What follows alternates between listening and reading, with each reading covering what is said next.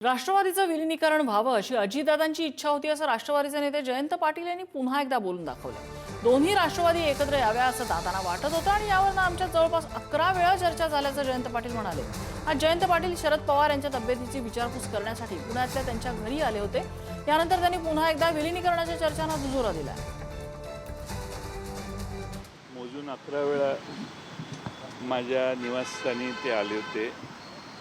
आमचे काही सहकारी त्यांना भेटलेले, सहकाऱ्यांच्या काही शंका होत्या, त्यांचा प्रचंड आग्रह होता त्यासाठी अजितदादांचा।